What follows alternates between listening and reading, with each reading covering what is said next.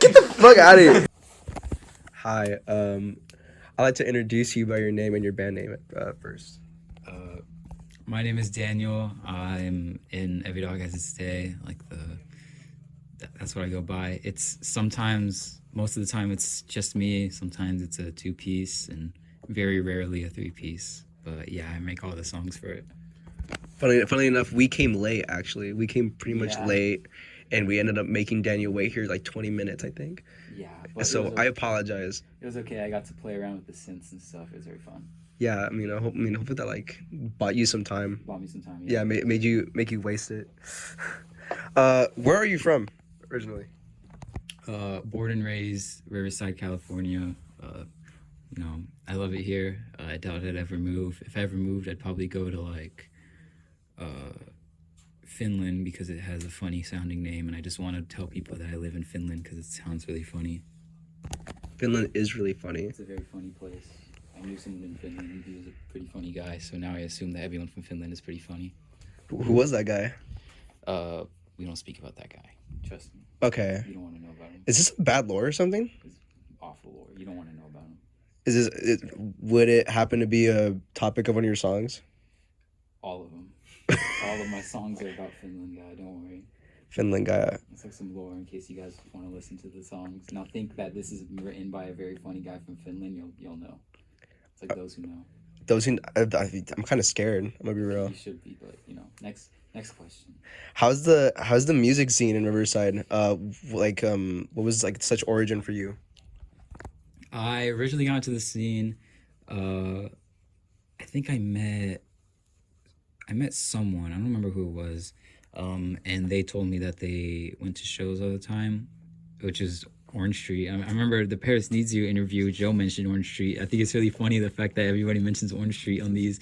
But since I lived like close to there, not close to there, I lived close to there, so obviously like stood out. And during class someone was just like, oh, I went to this like super crazy like show, and I didn't know those existed like here. I knew that they existed, I just didn't know they were like, it was in Riverside. And I like asked him, and it was Wasted Eternities, that band. He went to like one of their shows. He doesn't even listen to that kind of music. He just kind of went just for fun. Like he just heard about it and he showed up. And he sent me like the flyer and everything, and I was looking into it, and I saw that like that was a thing that people like, went to shows in Riverside rather than it being in like some random like LA, like a big old city. I didn't know that it was such a common thing. But you asked just what was the scene like over here? Yeah. It's pretty good. It's pretty rare to find like people that play instruments or like contribute to the scene. But when you do, it's like worth it, like they don't just ever they're not like it's rare to find people, and so when you do, you guys connect really easily, I met you guys know A Harsh Tale? Oh yeah. Yeah, we found out that he goes to our school, and the second we found that out, me and him immediately got super close because we didn't know that he was from here, and there's barely anybody that's like in the scene, and so we connected literally like right off, like instantly. So that's pretty cool. When you find someone, it's pretty easy to link together. I remember I met Preston from Paris Needs You in like my freshman year. He was pretty cool. And then he introduced me to like Jameson, Joe, and Lucas, and everyone. So once you meet someone, it connects you. Everybody's all connected, and I really like that about that. That was a long answer, but Yeah, Orange Street and like so like that. I've never been to Orange Street. I doubt I ever will. I know I've never been, and I don't plan on going anytime soon. I don't ever plan on going. The horror stories I heard from there. It's awful. Street. Banana Street? Yeah, Blue Street. Oh yeah, that street. I've been there before. It's completely lying. Okay. What are the artists that you listen to that inspire what you play now? I'd say what? I'd say Sam Ray from Teen Suicide. He's my number one inspiration. I listen to him all the time. All of his projects, Teen Suicide, Ricky Eats Acid, American Pleasure Club, everything. Uh, okay, I'd say my second would be.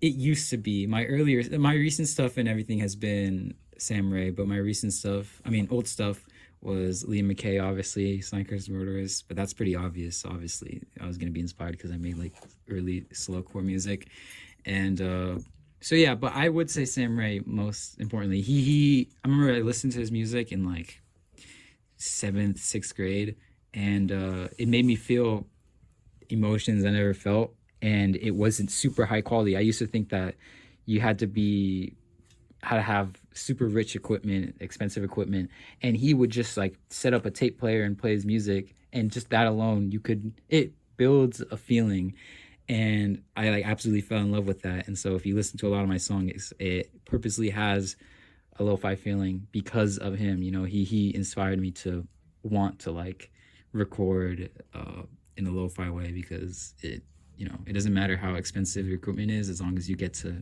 invoke that feeling, is what I'd say. Yeah, no, I really do fuck with like the. Actually, for more clarification, we should probably say what genre of music you play. Yeah, I was wondering that. Uh, my earlier stuff, I'd say slowcore, actual slowcore, not like copy and paste slowcore, even though like a little bit is. I'd say my more recent stuff, I guess, acoustic emo, uh, and when I'm live, like it's just normal like emo music. It changes all the time though. I guarantee within like a month, I'm probably gonna be making like rap or something. I don't know. Like I'm gonna be making something completely different. Like my genre always changes. Genre change is always welcomed, and I think I actually appreciate it more when artists like change genres. Yeah, they don't just stick to the same They don't stick to the same thing. I like difference. I like a lot of like difference. You know, I'd say we have a little bit of like, I'd say like classical music and black metal influence in my music. You know, it's pretty cool. There's too much repetition right now, especially in the scene, about people like wanting to do like what they've seen other people do. Yeah. So yeah, it's like I really want to like invoke more melodic and emotional music into this scene. I feel like it's just I feel like I'm not calling like the whole scene up. I'm just like certain bands. I feel like it's just a competition on who can be the heaviest band. You know, like let's get together. Let's make the slowest breakdown. Let's try and get the chuggiest riffs. You know, and I feel like they just try and get to the top. You know, let's be the heaviest band. Let's be the most hardcore band. Instead of like, there could be bands where like it's that, but then there's like slower parts with like more melodies, because then that just shows they actually care about the music rather than just let's be the heaviest band. So I like to have more melodic stuff, especially, and be involved in the scene, so then it refreshes. If you go to like say like the Fret show I did, it was a bunch of like super heavy like bands. And then, but for me as the opener, it was really slow, it was really melodic. And so I was hoping that it refreshes people's brains, instead of just listening to a bunch of heavy music. I love heavy music. I love hardcore music. It's, my favorite thing in the world. But, I just feel like people should have more melodies. I actually wanted to like recording this interview. Me and Ian actually met you. Well, not like we didn't like properly meet, but I remember me and Ian's first time seeing you was we went to a park in Riverside this one time, and it was at night. Okay, go on. It was at night, and we saw Jameson too. He was there as Analog Boy. Oh, and we were literally like watching you play acoustic stuff. Did you go for the show, or did you just stop by? We stopped by because I knew it was happening, and we were with this guy, like the super like victim blame like looking guy, who like drove the car super fast, and we got there like we swerved. We got there like pretty dizzy because like the night drive that we had just had. Anyway, so yeah, we ended up going to your show, and we saw you guys play, and like that was my first exposure to you, and I thought like you were super cool. Yeah, that was my first ever show. I was very scared. You can ask my friend Elaine. I was freaking out because And even my mom says all the time, she was telling me this the other day, I think yesterday, that like I'm so surprised you play in front of people because my whole life I've grown super quiet. Even like when I was a baby, my brother, shout out my brother, he'll probably be watching this. He has ADHD and he was a really hard kid to deal with.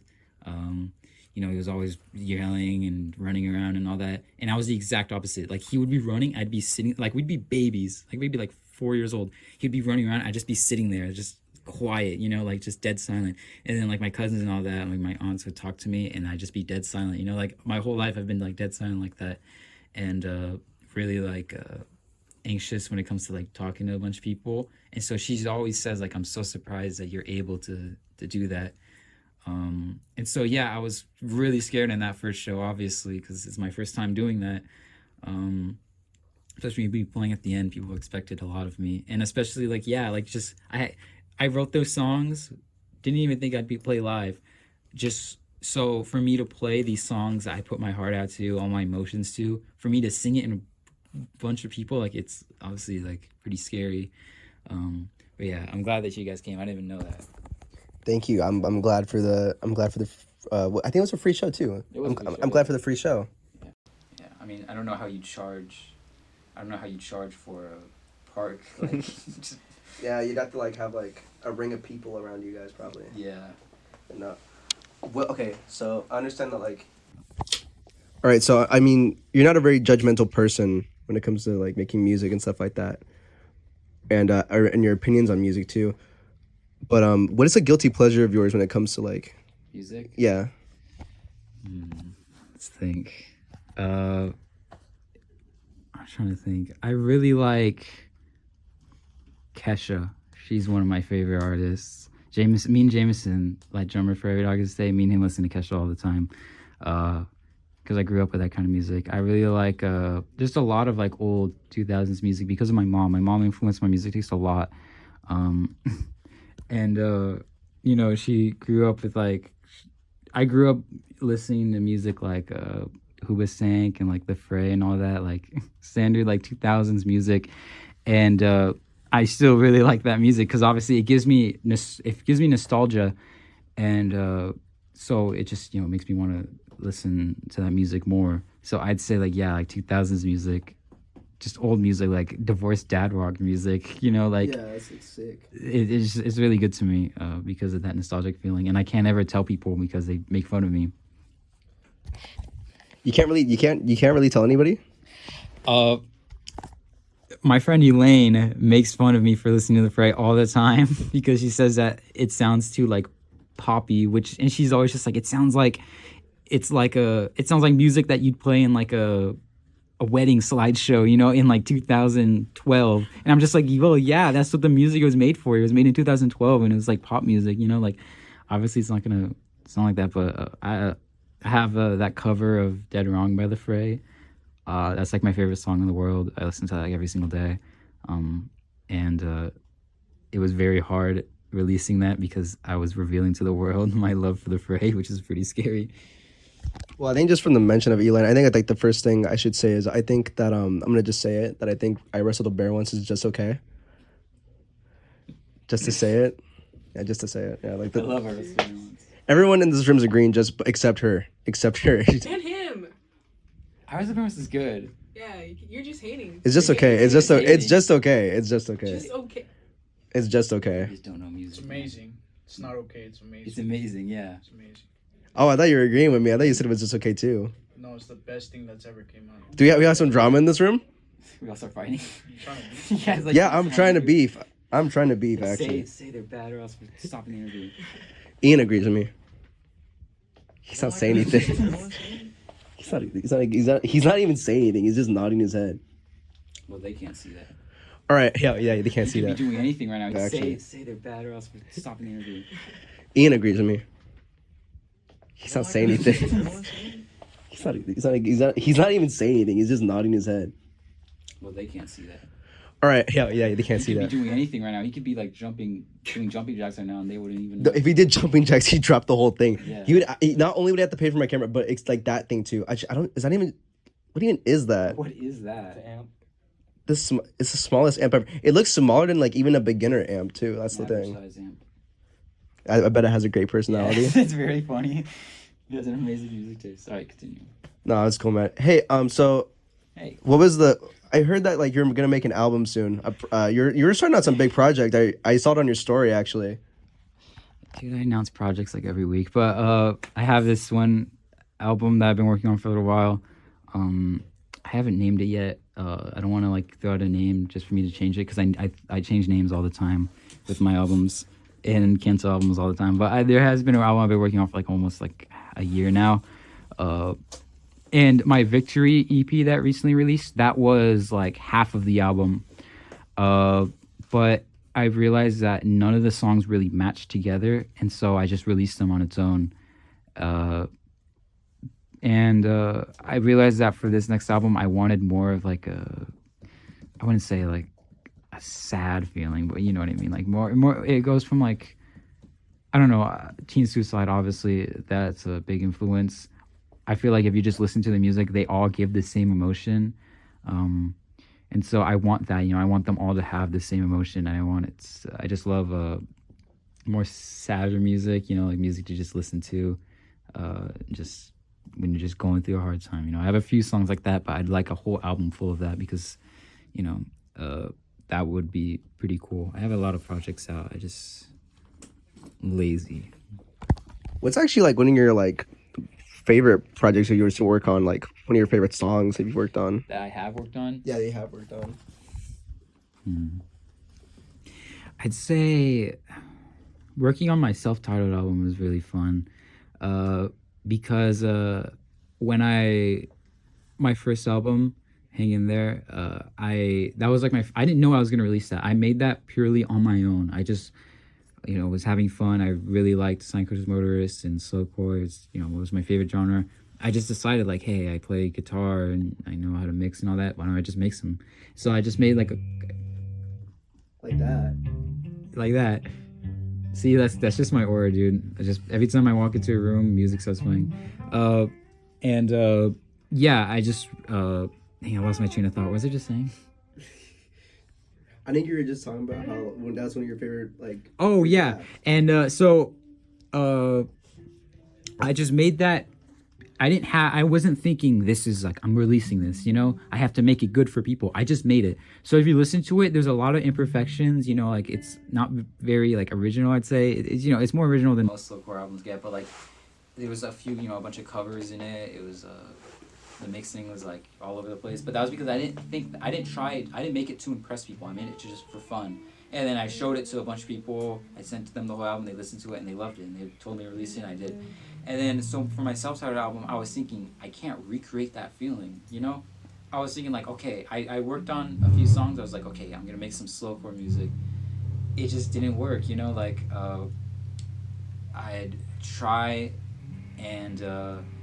It just felt fake, like I didn't have that, I'm just gonna make music for fun. I was thinking now I must make music because people want me to. I must, make an album. And so for a while I just didn't do it. But then I just started getting into more music, and I realized like, what if I don't make a slowcore album? What if I just made music, And so for that album, I had slowcore influence because that was really all I knew how to make at that time. But I just made music, if you like search through it, all the songs sound, they have like the same sound kind of, but they sound different, like one song is acoustic, the next song it's like, it has like an emo sound, twinkly guitars, and then third song it's like, slowcore, it's all different because I was thinking I'm not just gonna, I just made the music just for fun. And so it was really cool. I got to work with like a few of my friends. They helped me on a few songs. That was pretty fun. I'd say songs, I really like my song Even Graves Will See Flowers. That song. Yeah, I was actually meaning to ask, what was like the first type of reception you got for like you playing music? What do you mean? Like for the first time, like in front of people, like what was the type of reception you got? Did people like it at first? Oh yeah. I remember my dad. He's super supportive. And to release the music on like everything, he asked to like listen to the album first, like my Hang In There album, and I was super scared because I was thinking like he he likes music, but he doesn't know a slowcore, so he's probably gonna like judge it a little bit. I was really scared showing it to like my family and all that, and I didn't want to sit there and watch, listen to it with him. So I just sent him the album. I was like, listen to it on your own time. Tell me when you're done. About like a day later, he came back and was saying that like he really liked it, and he was like a little confused in some bits. Like why did it sound so low quality? He was asking like, oh, you can like learn how to do that, and I was just like, that's how it was supposed to sound. And I told him like, doesn't it like it sounding low quality, it give a certain sound? And he agreed. And so, but obviously since it started getting bigger, I'm young, I still like live with my parents and all that, obviously, but I'm around my family a lot. My family's really big, and my parents would always to this day they still try and like boost myself to like bigger family or like further family, and they'll be like, oh, he makes music, and then they'll be like, oh, that's cool, and like what kind of music do you make? I'm like, I always have to lie. I'm always just like, oh, like indie rock, rock music. And because like if I'm just like slowcore, they're like, what's that? And I have to go on a whole tangent, and they're not gonna understand, nor do they honestly really care. So but I remember when I played it live, it didn't really have a slowcore sound. I transitioned because with that first album, it was kind of just like almost 3 to 5 guitars stacked, and so I was thinking like, okay, I'm gonna do a show. I had to relearn all those songs to just be played on one guitar, which is pretty hard, but it just gave it more of like a emo, like folk sound. And so, but then when I played at Frets, I was thinking like, oh, I have a drummer, I have an electric guitar, I can have effects. So I was like, okay, now I'm gonna actually do a slowcore sound. Even then, I was even more nervous because like, it's I'm opening for a bunch of like super heavy bands. They're gonna expect me to be super heavy, and so I was really scared about that. But we did pretty good. Most people liked it. They said that they enjoyed the slow melodic sound. It was a break from like just all the heaviness that they were gonna hear. But yeah, I would say that some people still don't get it. Like a lot of my family still doesn't get it, which is why I started making more like acoustic stuff, because just so they can understand. They can have stuff to listen to. Totally. Honestly, I'm a more of a fan of your earlier stuff.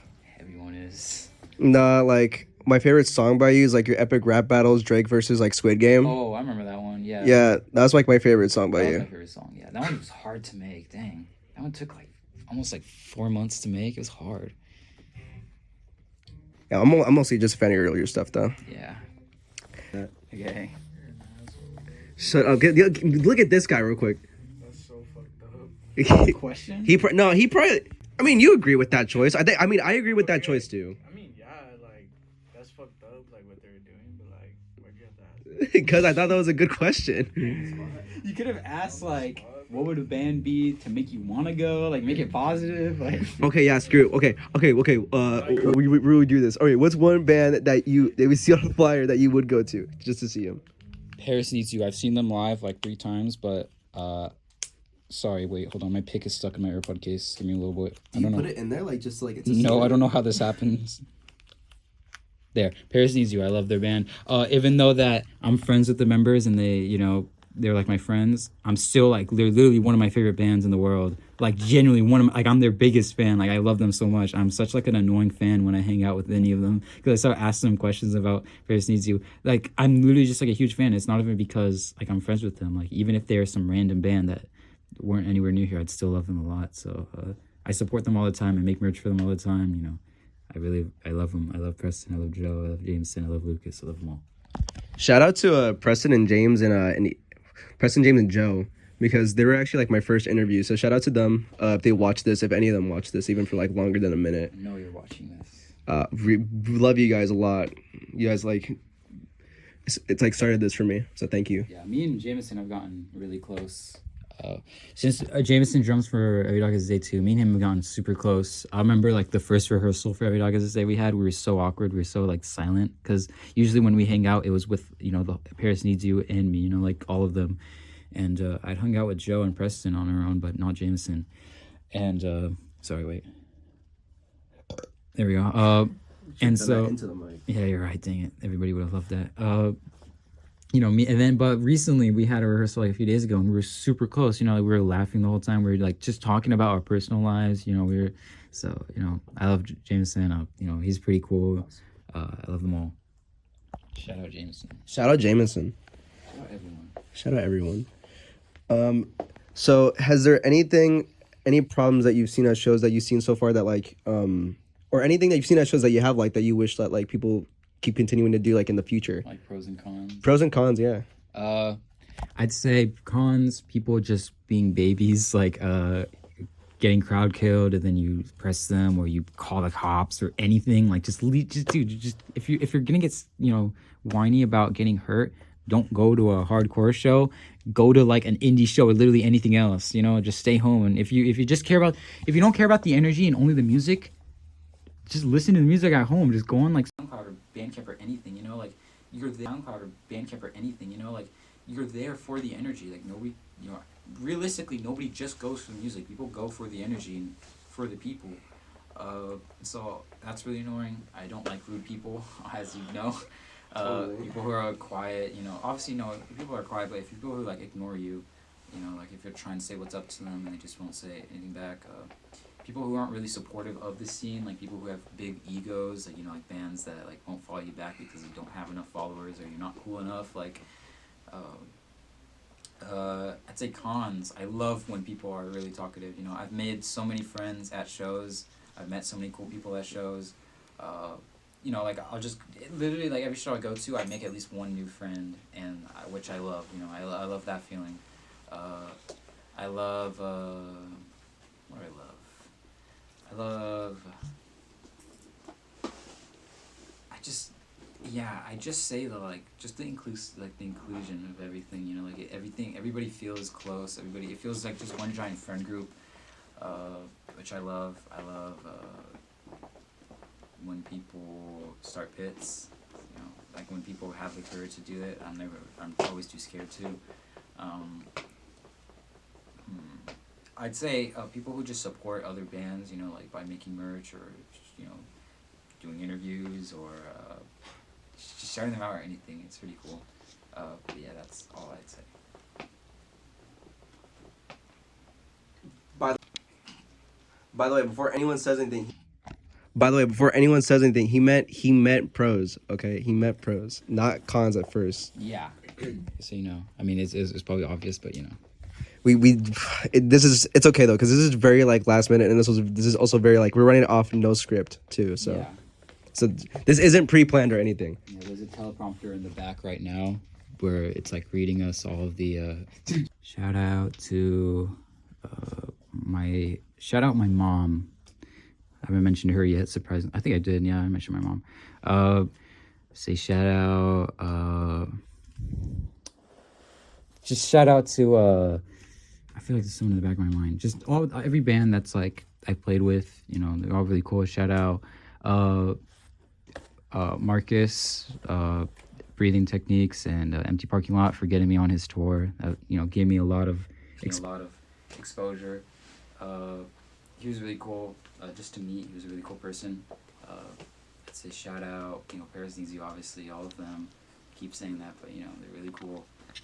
Shout out to my family. Shout out my friends. You know, all my friends that have gone to shows and have been with me. I'm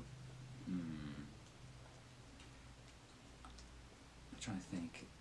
Honestly, like, I feel like, I remember in Paris Needs You's interview, they started shouting out people for like 20 minutes, and I feel like lame for not wanting to shout out people for so long. But yeah, just everybody who's helped me, everybody who's, you know, even just everyone who's gone to my show, like every single one of you, I say it all the time, but I see every person as a human, you know, just the way I am. I don't see them as just fans, I don't see them as followers, I see them as people. Every time people like come up to me after shows and say what's up, I talk to them, and you know, I just talk to them like normal, as if they're just like one of my friends. A lot of exposure. He was really cool, just to meet. He was a really cool person.